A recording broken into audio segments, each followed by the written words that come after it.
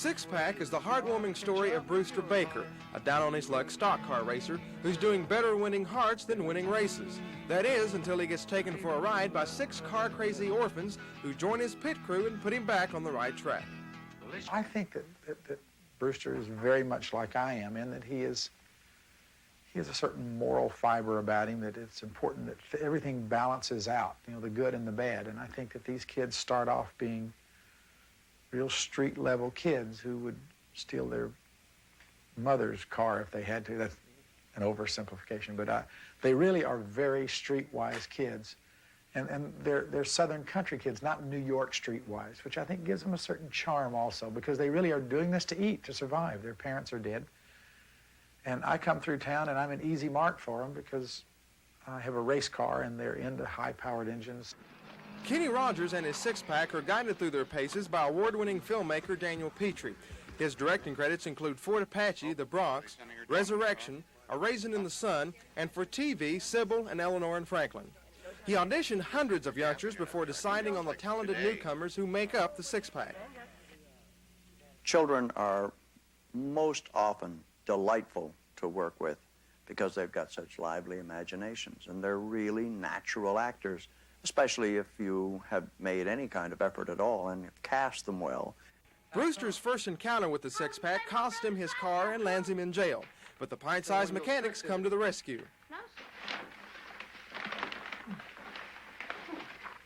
Ain't nothing but fruit here. Thought for a second you was trying to pull a fast one. How'd you like that for a freshman? Easy, boy. Now take it easy. That's a real gun you got there. On your knees, cowboy. You're kidding. Oh, my God, you're not kidding. Primarily, what we're dealing with here is a fun story of six kids who need a father, and a father who needs six kids, but he doesn't know it yet. The whole purpose for this movie, I think, is that we prove that we're all better for having met each other. That the kids are better for having met me, and I'm better for having met them. Six Pack showcases Kenny Rogers' acting and singing talents, and it also put him in the driver's seat. I'm Dean O'Lally.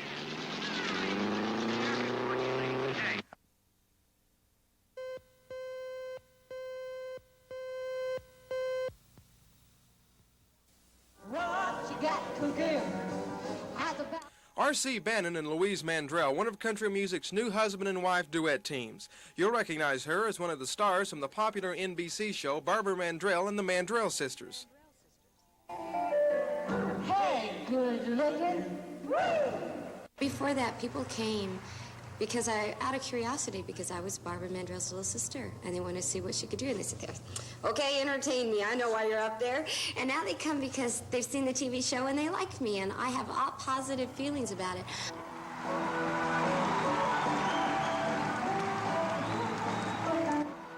Louise got top billing over her husband R.C. at this recent concert, but that's okay, the couple agrees. Her career has been their priority since they married 3 years ago. R.C.'s been real nice. The last 3 years, he's done exactly what I wanted to do with our careers and being on the road all the time, because I love being on the road. And I decided that it wasn't really fair and that I should return the favor by giving him 3 months. So I got 3 years, he gets 3 months, we'll start over again. I grew up in Texas in a little country town. She can tell you I really enjoy writing and performing. I could really get by with performing about 10 times a year, and that would get it out of my system if I could write the rest of the time. When I was first starting out back in my motorhome days, there was an R.C. Bannon who went along and helped. I may have been right where I am today, or I may not have been. I don't know. But I would have had even more wrinkles than I have now had it not been for R.C.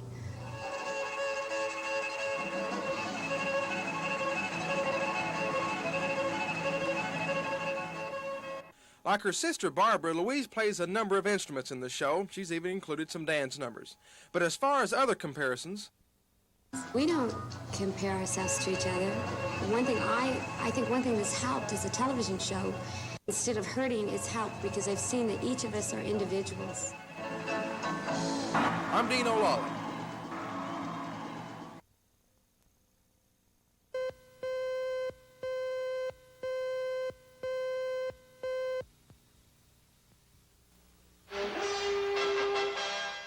Hulk Hogan is used to making a grand entrance. You might say it's part of his job.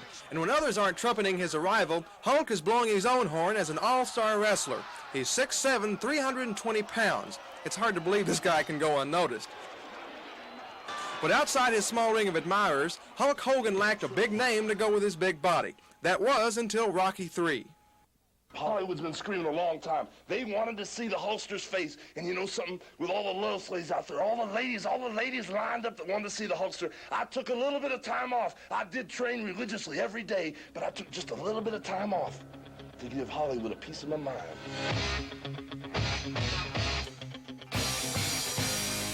Hulk Hogan gave Hollywood more than a piece of his mind.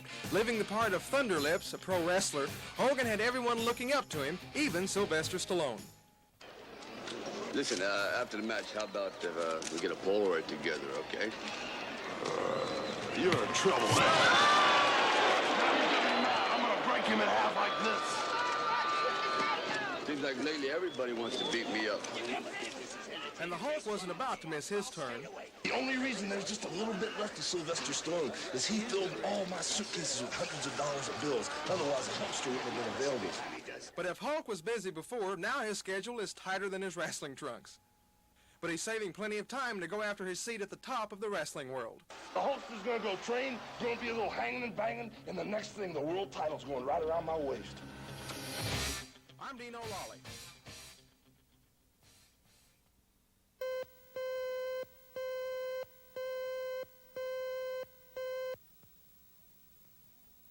I like to be surprised, and this movie, Night Shift, did surprise me. When I read the premise, it didn't sound too good. Two guys who work in the New York City morgue start a side business with some local prostitutes with the headquarters in the morgue itself. But hey, lo and behold, the movie is funny. It's not a sophisticated comedy, it's simply funny. It's original and fresh. Night Shift is the kind of movie that an audience can have a lot of fun with. Starting out a little bit on the slow side, the picture quickly picks up the pace after the first 30 minutes. Henry Winkler is Chuck Lumley, a meek morgue attendant. His life is not very exciting. His fiancée, played by Gina Hecht, is dull and always preoccupied with food. Winkler is chased just about every night by a dog, and his boss has moved him back on the night shift. He used to be an accountant, but he left the high-pressured world of Wall Street. He wanted peace and quiet on his present job. Boy, was he wrong. One night, in walks his new assistant, Michael Keaton, as a jive-talking, gum-chewing, rock-and-roll party freak who calls himself Billy Blaze. He's the type of guy who is obnoxious, but you can't help but like him. I'm your new partner. Swish! They're going crazy in the arena. They can't believe it. It's unbelievable. This is great. What's our job? We'd like drive around and pick up stiffs or what? Is that what we're supposed to do? Hey, Chuck, who's this? Wife? Fiancé. Nice frame. Yeah, okay. We can make stuff. We can read. Coffee. This is great. I like it. You wonder why I carry this tape recorder? It's to tape things. See? I'm an idea man, Chuck. All right? I get ideas all day long. I can't control them. It's like they come charging in. I can't even fight them if I wanted to, you know? So I say them in here, and that way I never forget. See what I'm saying? Okay, here's an example. Watch out. Stand back. This is Bill. Idea to eliminate garbage. Edible paper. I guess it could work. Keaton is full of ideas. For instance, how about feeding mayonnaise to tuna fish so canned tuna would be ready for sandwiches? That's not my idea, it's his folks. Winkler has become friends with his neighbor, Shelley Long, a prostitute without a pimp. Later, guess what Keaton comes up with? He talks Winkler into using the morgue as a front for Shelley Long and her co-workers. It's soon a thriving business with profit sharing and retirement. Now, I know some of this sounds pretty weak and flimsy, but director Ron Howard handles the pacing and action good enough to make this an enjoyable movie. All the acting is up to par, but the man who steals the show is Michael Keaton. His fast-paced patter and comic timing is reminiscent of Bill Murray. He puts in a superb comic performance. On my rating scale, Night Shift ranks a 7. The ending is a little disjointed, and although the situations and characters are a bit unrealistic, the film manages to give us plenty of laughs and a plain old good time. The script is funny and well written and includes some thought-provoking dialogue on life in general. Night Shift can be seen in the day or night and on any shift you like. I'm Dino Lawley.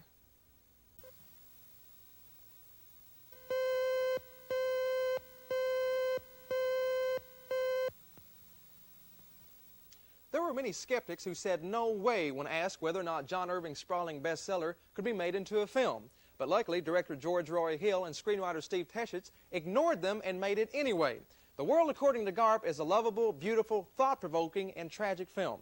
T.S. Garp is played by Robin Williams. Glenn Close plays Garp's mother, Jenny Fields, an independent-minded nurse. Garp's father was a mortally wounded tail gunner in World War II, Technical Sergeant Garp, hence the name. Jenny didn't even know the sergeant. She just wanted a child without the hassle of a husband. Now, to set things up for you, let me say that the novel basically is about how T.S. Garp grew up and became a writer. He was raised in a private boys' school where his mother was a nurse. Garp grows up in a somewhat peaceful and sheltered environment, his mother careful about her boy's education. She always liked to test things before her son tried them, so when Garp told her he wanted to become a writer, she wrote her autobiography entitled A Sexual Suspect. She is catapulted into fame and stardom, and the book starts a big feminist movement with Jenny as the leader. In his teenage years, Garp becomes a wrestler at the school. One day, while training, he meets his future wife. My name is T.S. Garp. What's TS stand for? Terribly sexy. I used to be terribly shy, but I changed. Helen is played by Mary Beth Hurt. Now, after they're married, they go looking to buy a house. As is everything else in Garp's life, the procedure for buying the house is very different.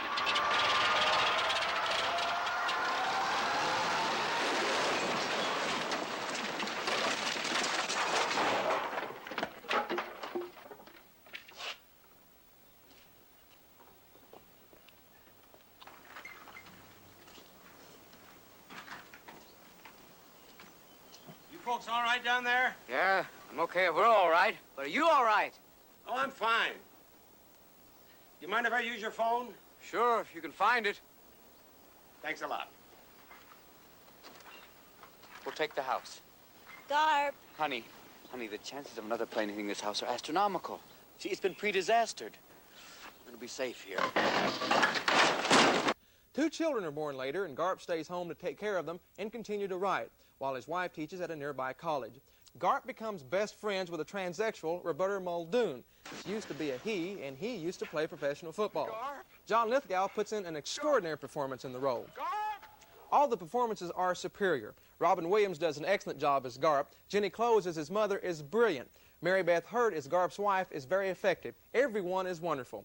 The movie is full of life. Garp is full of life. His idea of a night out is to sit in the car in the driveway and watch his kids through the window. The World According to Garp is a log of disconnecting events which at times is powerful, other times is funny, other times sad and tragic. On my rating scale, it ranks a 9. An emotional film that will bring tears to your eyes is the study of the love of family life and children, life's ups and downs, and about human nature. The World According to Garp is not without flaws, but in my book, it's a funny, warm, and cataclysmic movie that almost creates its own universe. I'm Dean O'Lally.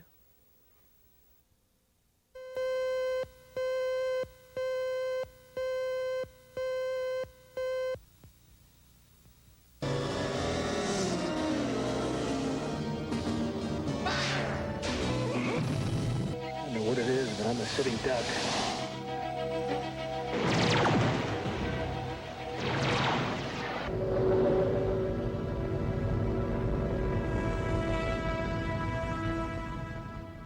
A bumper crop of movies with science fiction films leading the way has millions of people waiting in line outside theaters. I haven't seen this many good films back to back in 5 or 6 years. Oh, I think everybody's going, because when life's really lousy outside, it's the best form of escape. Even in a bad economy and with ticket prices higher than they've ever been, a movie like E.T., for instance, is pulling in an incredible $3.5 million a day.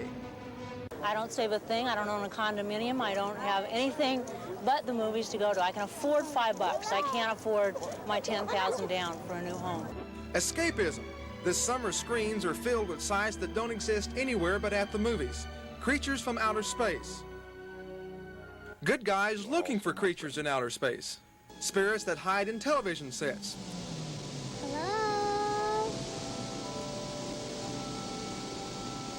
Computers that capture men's souls. Oh man, this isn't happening. It only thinks it's happening. Cities of the future.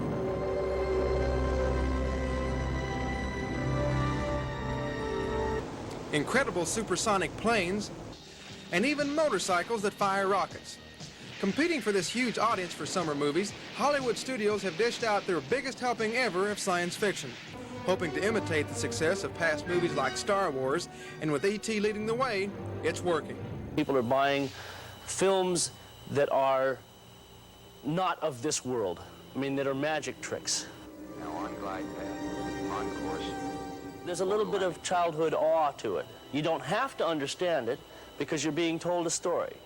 And you really don't have to come to grips with it because it's not someplace you can go. So you can really kick back and watch this thing and enjoy it. Special effects wizards like John Dykstra have produced so many sci-fi movies lately, partly because their craft has advanced to where they can make even the most outlandish tale look believable. You can have anything. If you want a head with tentacles running out of it, running down the hall on crab legs, you can have that, and it will be perfectly made. Sheila Benson and other film critics, including yours truly, say special effects by themselves are not enough to make a great movie. You need a strong story that touches emotions, and that seems to be the key to making E.T. the fastest money maker ever. I'm Dean O'Lally.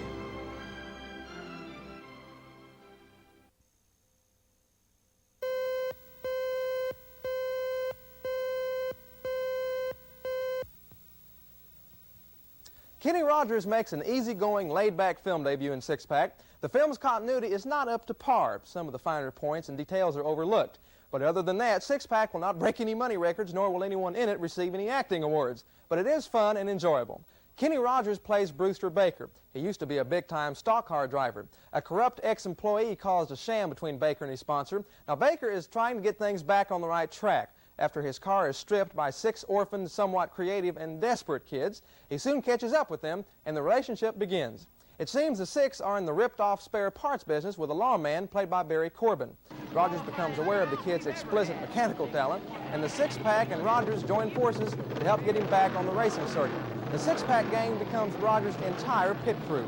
Hey, Brew, what do you pay your crew with? All-day suckers? Cut it! Hey, Brewster! What do you think? Hot, huh? I think you guys are going to get us all killed. Well, when you see those car parts in them crates in there, we just naturally thought you wanted to get started as soon as possible. Seeing how you got your race coming up pretty quick, like. Yeah. Seeing how your car got screwed up like Hogan's goat. Yeah! You mean you guys had those parts crated in here? Well, ain't that how things come when they's ordered? Rogers' love interest is portrayed by Erin Graves. She owns a bar. She wants to put a wedding ring on Rogers' finger, but he's a little reluctant. Now, we can see the predictable ending with Rogers getting with Gray and the 6 kids, and presto, instant family. Kenny Rogers is warm and very likable, but at times seemed a little stiff. He has a good relationship with the kids. It's sincere. The 6 kids are feisty and cuss a little bit too much, but they're all right. The racing sequences are well directed, but there are some flaws with the editing, continuity, script, and character development. Six Pack races up to a fantastic 6 on my rating scale. Aimed at rural audiences, Six Pack is entertaining for Kenny Rogers fans and racing fans. With pacing that won't break any speed records, the film is a little slow at times, but there's enough action to keep you interested. Six Pack is good-natured fun with some themes we don't see a lot of anymore, and that's honesty and morality. We do see the idea of a strong family unit and maintaining morals for yourself. I'm Dean O'Lally. It can't be.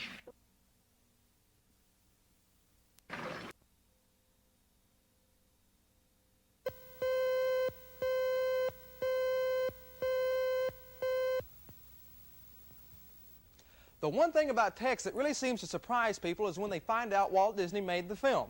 Well, they're trying to break new ground with this endeavor. The studio has had some bad times coming into the 80s, but with Tex, the studio deserves a lot of credit and guts to make a film about some of the realistic problems facing today's youth. In the film, we see family problems. We see teenagers that do smoke and drink and carouse around. In a way, the scriptwriter, I think, tried to put too many problems in the film.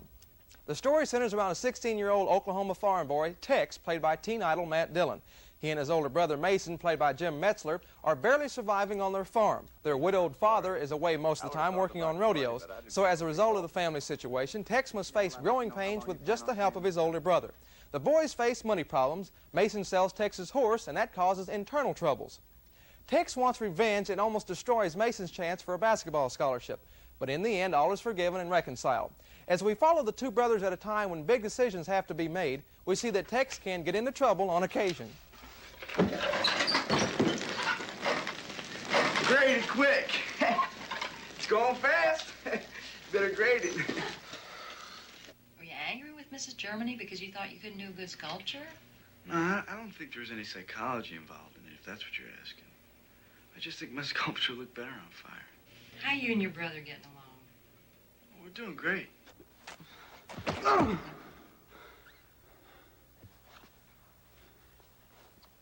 You know you're strong, Tex, but you never could fight with a dam. Come on. I'm gonna get my horse back. You ain't gonna find him, I told you. Papa's here, we'll let you sew. Tex is based on S.E. Hinton's best-selling novel. The plot comes out of things that happen, and we follow the characters as they are affected. Everything is believable, as are the performances. Matt Dillon occasionally sounds too much like an Easterner playing an Okie, but that's minor. He has good comic timing and the ability to show depth in his acting. Jim Metzler is very good and does a superb job as the older brother. Jamie Collins is credible as Tex's love interest. On my rating scale, Tex is going to get a 7. It's a good, straightforward tale about life and the pains of growing up. Therefore, everyone can relate to it. Technical credits are pretty decent. The photography is beautiful. There are some minor flaws, but nothing that takes away from the action and flow of the picture. Now, this is the film that my old buddy Ron Thulin makes his acting debut in. He has a small part as a newscaster. I'm going to give Ron a 10 for a job well done. A lot has been said lately of Walt Disney's ability to get the teenage audience. Well, with Tex being a very good and thoughtful film, I don't think they will have much of a problem getting not only the teenage audience, but the adults as well. I'm Dean O'Lally.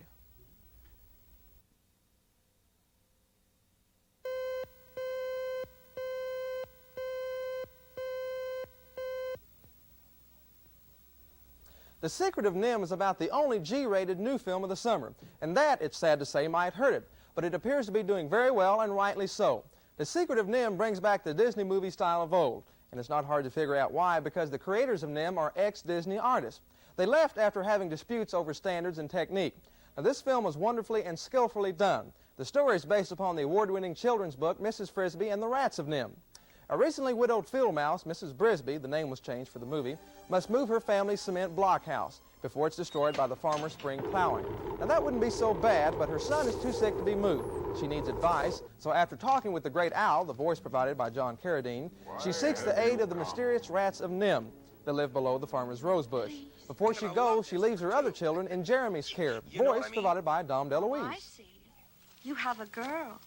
Well, not really. I mean, I haven't found Miss Right yet.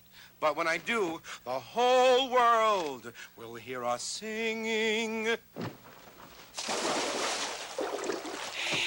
Excuse me, pardon me.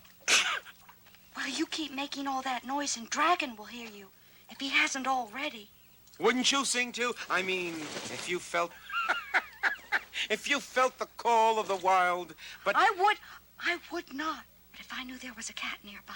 I don't When Mrs. Brisby reaches her destination, she learns of her husband and other rats being used for tests for the National Institute of Mental Health, i.e. Nimh. It seems the rats were recipients of an experimental serum, after which they developed the ability to read and reason. Now, Mrs. Brisby's husband was the organizer and leader of an escape and helped him develop an electric power residence. Being in Mr. Brisby's debt, the rats decide to help Mrs. Brisby. But trouble awaits them, an exciting climax awaits us, the audience, and everyone lives happily ever after. All the actors, or I should say the actors' voices, work very well. Elizabeth Hartman, Dom DeLuise, and Peter Strauss. The animation is detailed. The artwork is superb. The colors are rich and full. On my rating scale, The Secret of Nimh rates a 7. It's an exciting and skillfully produced animation film that's for the entire family. I'm Dean O'Lally.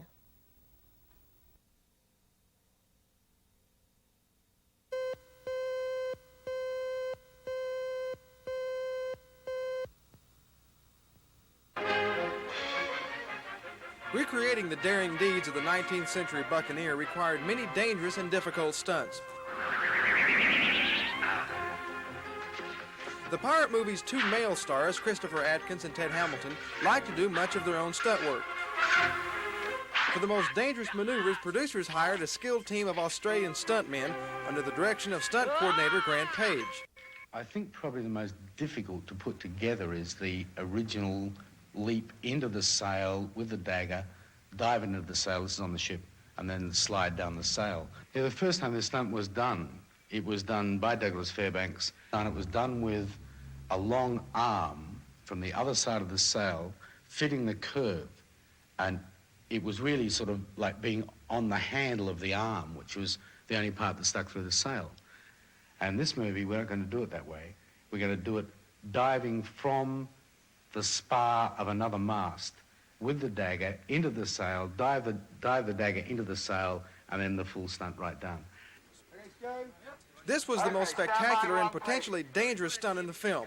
Grant Page decided to do it himself. Okay, everyone set. Right, here we go. And turn over. Down, Benny.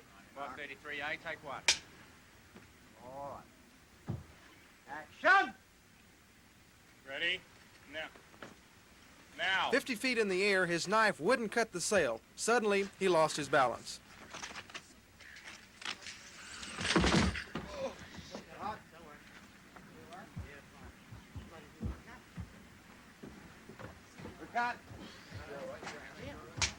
It was a miracle that he wasn't seriously hurt. The problem now was that they still didn't have the stunt on film. He'd have to try it again. Do it, guys, right here. Action! Up! Down!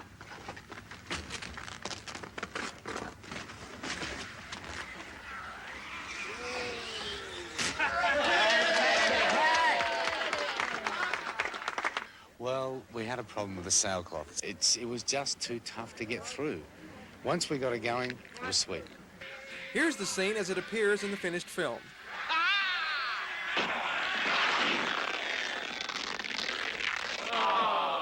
Ah, yes, there's nothing like getting ripped on the job. I'm Dean O'Lally. Blow that up, love.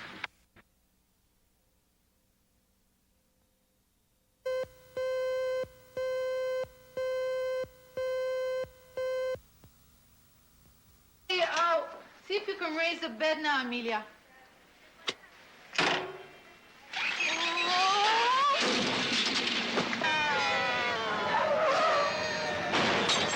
When TV's master of comedy turns his cameras on the world of soap operas and hospital melodramas, it will hopefully be a prescription guaranteed to keep you in stitches. The white zone is for the immediate loading and unloading of patients only. No parking. After years as one of television's most successful and creative producers, Garry Marshall makes his feature film directorial debut with ABC Motion Pictures' new comedy, Young Doctors in Love, released through 20th Century Fox. Garry Marshall has always had his finger on the pulse of what audiences find appealing. He's been responsible for such hit TV series as Happy Days, Laverne and Shirley, and Mork and Mindy. His eye for discovering unknown talent is legendary. He's been instrumental in the stardom of Henry Winkler, Robin Williams, Cindy Williams, Penny Marshall, and Young Doctors star Michael McKean. I guess I work a lot like a tailor, where I try to find somebody who is very talented first, and almost all in the comedy vein, that's my field. And then I kind of tailor the material to them. And so far, by luck or something, I've been reasonably successful with it. Marshall's intention in casting Young Doctors in Love was to uncover a whole new group of young stars. His skillful mashing of bright newcomers with seasoned veterans is a perfect blend. Michael McKean and Sean Young star as first-year interns who learn about love in the intensive care unit of a big city general hospital. I just thought it was a real funny part. It was a guy who doesn't know how totally insulated from the world he is, and he doesn't know there's anything wrong with being 100% business, 100% medicine all the time. He has no bedside manner, but fancies that he has a sense of humor. Here we have general malaise, hair falling out, pain in the extremities, disgusting appearance. Dr. August, what is your diagnosis? Myasthenia creopsis. Well, that's very good. Can you prove that? No, sir. Neither can you. No one can. Why not? We won't know for sure until the autopsy. I don't believe you, Simon. Oh, that was real sensitive. What did I say? Thanks, Simon.